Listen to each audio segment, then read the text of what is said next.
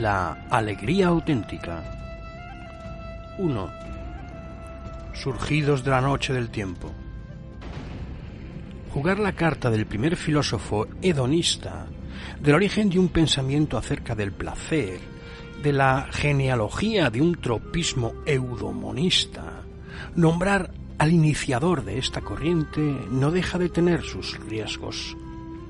Para empezar, porque la historia encuentra sus límites en la geografía, pues esta proposición enciclopédica, más allá de su reivindicado carácter subjetivo, peca de la parcialidad que le es consustancial, pues apenas se enuncia y se anuncia, debe confesar sus límites.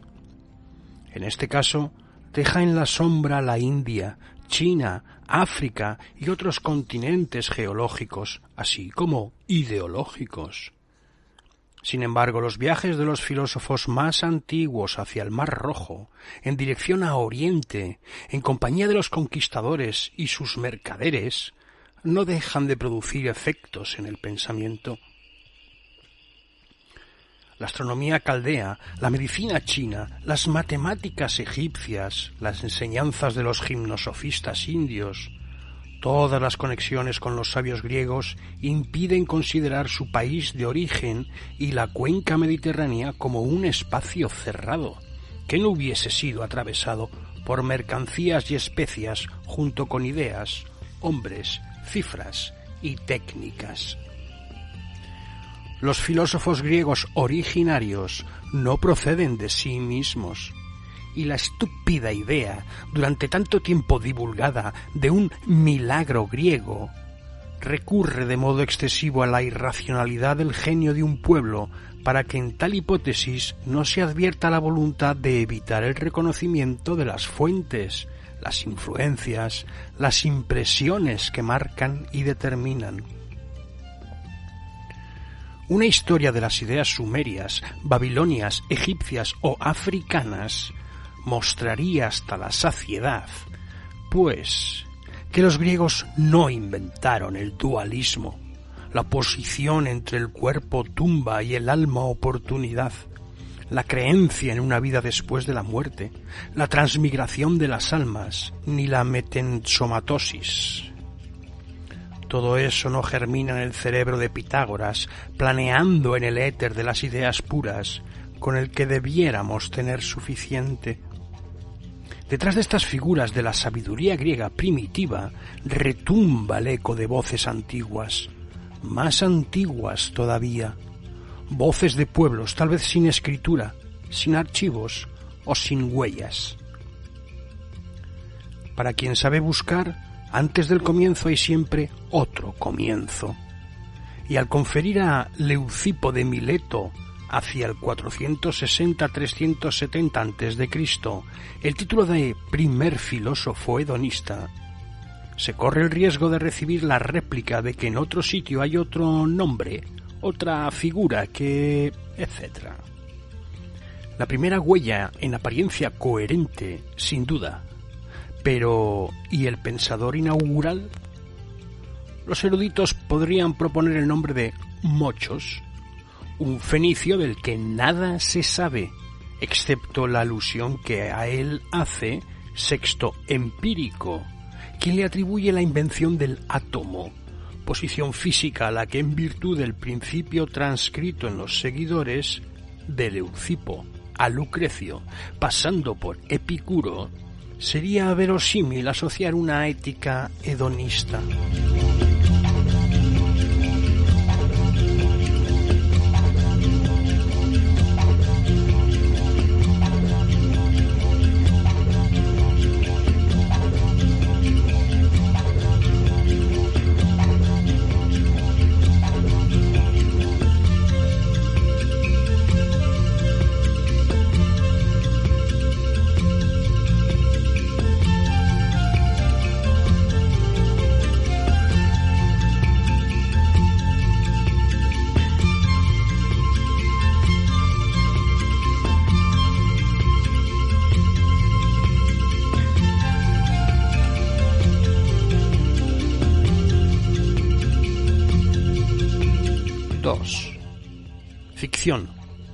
mujer o filósofa. En ausencia de referencias más amplias sobre el padre fenicio de los átomos, convengamos que con Leucipo el Milesio disponemos de un nombre y de una cantidad de fragmentos que permiten ciertas hipótesis, y propongamos la idea de que con él se inicia la corriente filosófica que considera que la alegría, la felicidad y, por qué no, cierta concepción del placer son objetivos deseables para el sabio. Con él o ella, pues Jean-Paul Dumont y sólo él formula la hipótesis de que el primer filósofo pudo muy bien haber sido una mujer y que al fin y al cabo, onomástica mediante, el primer pensador fuera una pensadora. Si bien nada permite afirmarlo, nada lo impide, pues se trata de una palabra aplicable por igual a ambos sexos. Me gustaría que en la aurora de esta generación de filósofos, filósofas, subversivos, subversivas, alegres, carnales y terrenales, se encontrara una mujer. Según Diógenes Laercio, en sus vidas, opiniones y sentencias de los filósofos más ilustres, Epicuro, lengua de víbora de primera categoría, a juzgar por los dichos que le han atribuido, dudó de la existencia de Leucipo, infundio que retoma Hermarco. Se sabe que al filósofo del jardín, Epicuro, le gustaba presentarse como el único, solitario y genial inventor de su sistema. A este respecto no reconocía ninguna influencia, en particular las decisivas, como siempre ocurre en casos semejantes. Bastaba con saludar a Demócrito, la sombra de Leucipo estaba de más. Aun siendo un personaje indiscernible y una figura imposible de describir, no hay duda de que Leucipo existió, ni de que a él se debe una obra filosóficamente importante, puesto que de ella derivan todas las teorías atomistas de la antigüedad y de los periodos que como tales se proclamarán más adelante. Pensemos en el libertinaje erudito del siglo XVII, que readapta esas posiciones filosóficas contentándose a menudo con una pura y simple rebaja de las opciones del primero de los materialistas. De este abrevadero beberán todos los pensadores en busca de un pensamiento capaz de resistir al cristianismo dualista, idealista y espiritualista. Aunque carece de rostro, Leucipo sí tiene una obra, y en particular una gran cosmología, en la que se encuentra expuesto su sistema.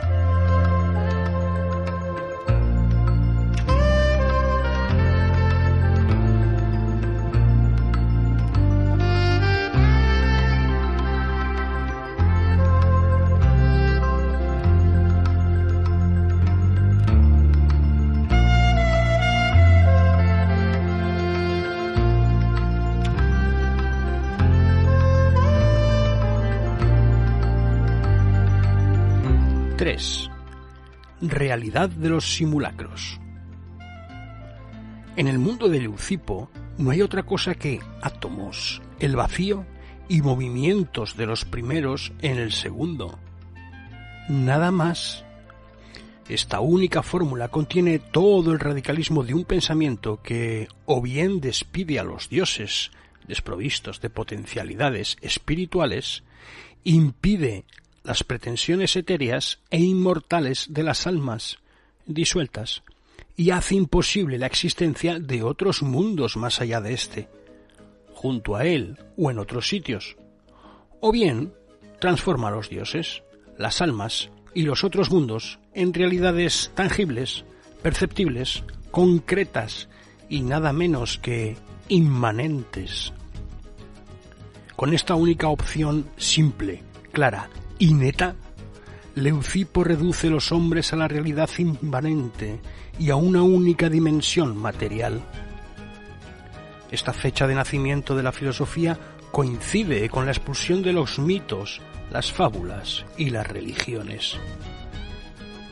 Los átomos se disponen de una manera determinada y producen simulacros. Los hay en cantidad infinita y en asociaciones relativas a su forma, su orden y su distribución. Constituyen la materia y la sustancia de toda realidad, sin excepción. El conjunto se mueve en el vacío, que los atomistas llaman no ser, pues en la plenitud del ser, el movimiento sería imposible. Por tanto, entre ellos está el no ser, que coincide con el vacío. En este orden de ideas, la necesidad se identifica con el destino, reductible él mismo a las fuerzas que constituyen la materia. Este equipo físico no varía durante siglos. Partículas invisibles, su movimiento en el vacío, su agregación como causa y condición de la realidad, y los hallazgos más recientes de la física nuclear no han invalidado las intuiciones de estos filósofos. Pero, ¿qué pasa con esos simulacros? Están compuestos por películas imperceptibles que emanan de los objetos y penetran en el cuerpo a través de los orificios. Los átomos en suspensión en el aire se introducen en el cuerpo por la nariz, la boca, los ojos, los poros o las orejas. Los olores, los sabores, las imágenes, las impresiones táctiles, los sonidos, son otras tantas percepciones que se valen de estas estructuras en movimiento en el aire y su trayectoria del objeto al sujeto. La verdad se encuentra, por tanto, en los fenómenos y nada más que en ellos. El simulacro explica las modalidades múltiples de una realidad única. La tradición afirma que esta opción física, esta metafísica inmanente y material, deriva de una observación simple y poética, la danza de partículas en suspensión en un rayo de luz. En el verano griego, aprovechando una habitación sombría que conserva al máximo posible el fresco, un chorro de luz blanca se filtra por la rendija que deja una puerta o una ventana entreabiertas.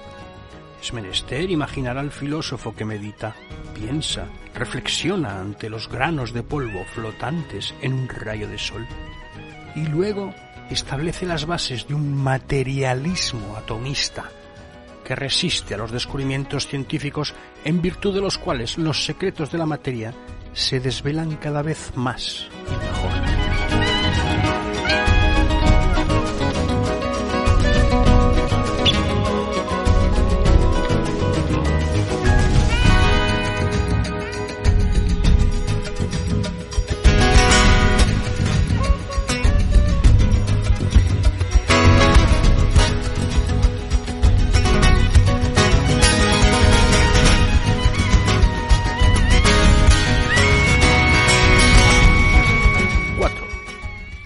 Ética de la alegría auténtica.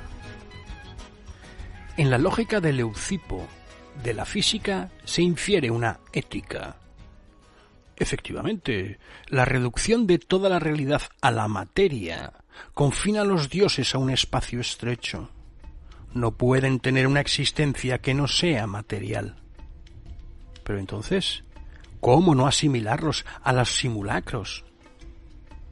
Simulacros entre simulacros, hechos de la misma naturaleza que los sueños nocturnos, los perfumes del olivo, los colores del sol poniente sobre el mar, el canto de las cigarras, la belleza de un viandante ocasional en las calles del puerto o el calor del ágora en pleno mediodía. Los dioses rodean a los hombres de la misma manera que las sensaciones, las emociones, las percepciones, los sueños, las ideas. En ningún caso escapan a la materialidad de lo real. Relegados al reino intermedio de los fenómenos psíquicos materializados, no podrían ocuparse de los seres humanos y mostrar su irritación, su cólera, sus celos. Les es estructuralmente imposible vengarse de los hombres, juzgarlos, enviarles dolores, sufrimientos, catástrofes. No hay relación posible entre las eventuales divinidades dotadas de poderes extraordinarios y los miserables seres humanos doblados sobre su campo de labranza, atentos a su puesto en el mercado u ocupados en la construcción de un estadio. Los dioses desaparecen suavemente y dejan el lugar a los hombres. El materialismo de Leucipo prepara la expulsión de los dioses y hace posible la consagración de lo humano. La física de los átomos y el materialismo de las partículas desembocan en una ética hedonista, en el advenimiento de una moral de la alegría. Es cierto que los fragmentos son escasos, que carecemos del contexto en que se produjo el libro, que es difícil traducir al francés los términos griegos, que no son claras, francas y tajantes las distinciones entre hedonismo y eudomonismo, ni entre el placer y la lógica del soberano bien, pues a veces los términos pueden superponerse. De la misma manera, es difícil leer la alegría pagana con independencia del sentido que el cristianismo ha impreso en este término, confiscado, rodeado de incienso y asperjado de agua bendita.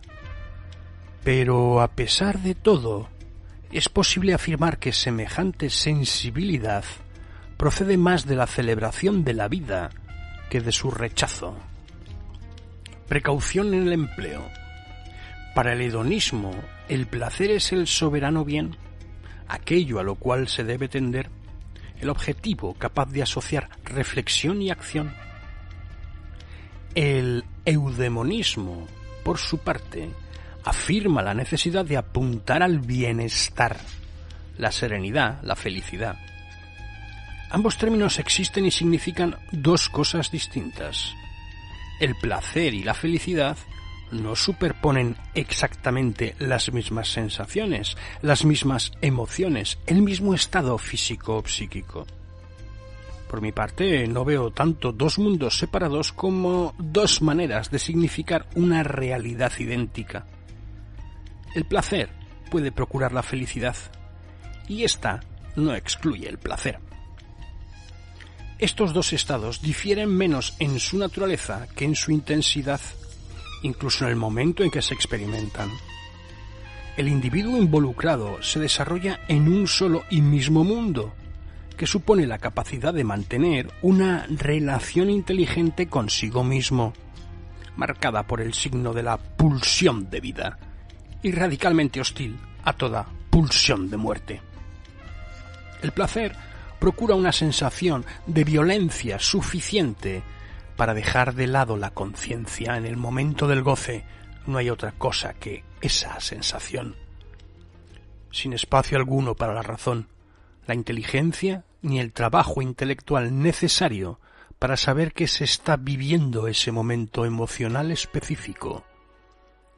Su existencia anula la capacidad de una conciencia de sí en tanto sujeto emocionado.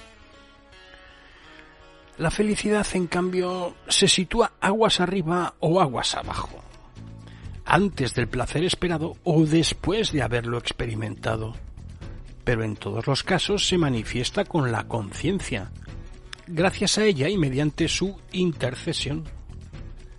El estado de felicidad, menos agitado que el de placer, llama a la dulzura, la paz, la serenidad, la calma inherente a la certeza de que un acontecimiento gozoso ocurrirá en un futuro próximo o acaba de tener lugar.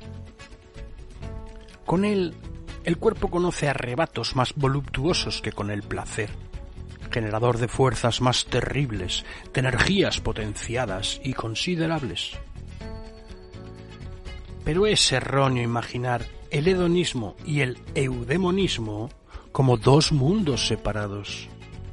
No hay instrumento de medición física ni metafísica que permita cualificar ni cuantificar las intensidades necesarias para decidir si el papel principal corresponde a la felicidad o al placer.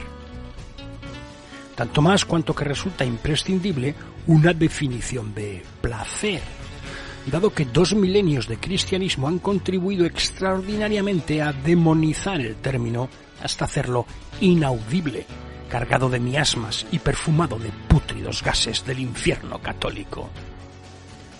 Pues sólo para sus detractores significa el abandono puro y simple a los instintos.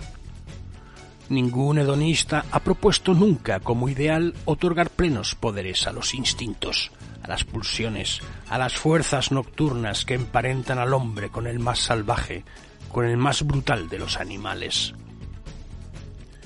La ética griega es eudemonista. Sea cual fuere la escuela, todas invitan al hombre que practica la filosofía a liberarse de lo que le impide ser feliz, a trabajar sus deseos para enrarecerlos y hacerlos inofensivos, a liberarse de todos los apegos que dificultan hasta lo imposible un trabajo de purificación de uno mismo. El fin es la autonomía, la independencia, la ausencia de sufrimiento, de turbaciones, la existencia feliz y la vida filosófica que la permita. Los ejercicios espirituales, las reflexiones, los diálogos, las meditaciones, las relaciones de maestro a discípulo, todo eso tiende a la construcción de una subjetividad radiante, solar, independiente y libre.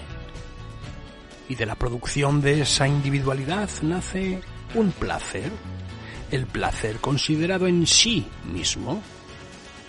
El eudemonismo, por tanto, hace posible el hedonismo, que define la capacidad de gozar de sí mismo como de un ser en paz consigo mismo, con el mundo y con los demás.